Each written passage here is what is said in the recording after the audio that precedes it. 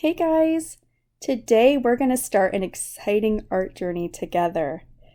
With your help, we will be completing this entire sketchbook together. So here's how it's going to work. There are 125 sheets in this sketchbook, which means there are 250 if you count front and back. We will be completing 250 prompts to finish this giant sketchbook. Now here's where the fun comes in. As you can see, I will be drawing prompts from a tin. If you leave a prompt down below in the comments, I will write it down and put it in this tin. Considering how small this channel is, I'm sure that if you leave a prompt in the comments section, I will very likely choose it. Just a couple of rules though. Make sure that your prompt is appropriate, otherwise I'm not going to choose it. And my other rule, make sure you use 2 words and that one of those words is an animal.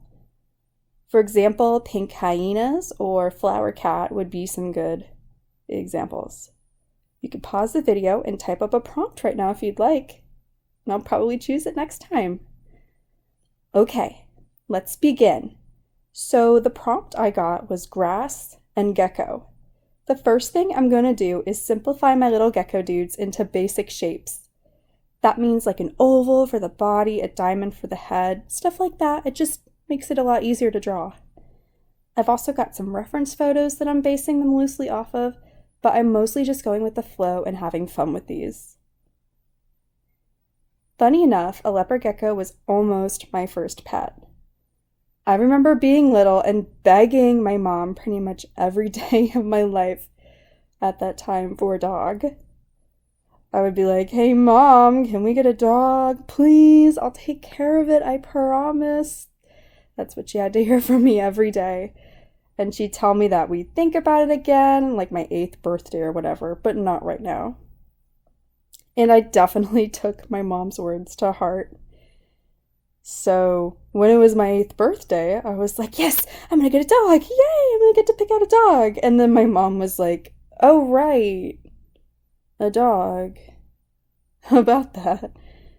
How about instead of a dog, we get a lizard instead? I'm gonna be honest, I was pretty disappointed, to say the least.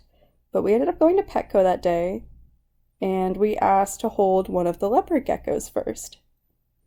Now, the teenager working there just gave us this concerned look and said, "Oh no, I hope he doesn't bite me this time." And my dad was like, "Never mind, we're not getting that guy.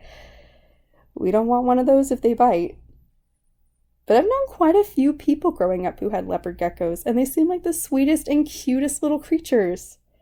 Do any of you guys have leopard geckos? And if so, do they make good pets? I'm curious. And oh yeah, I ended up getting a bearded dragon instead. He was so sweet. It's a really good choice. So now I'm outlining these little geckos with a micron pen. I'm using a Tombow brush pen for the outline so that it remains a lot thicker on the outside. For the inside lines, I'm using micron pens in sizes 05 and 03. I honestly think that outlining has got to be my favorite part of the whole drawing process. It feels very relaxing to just slow down and make sure the lines are nice and steady. You know, that the line weight turns out nice.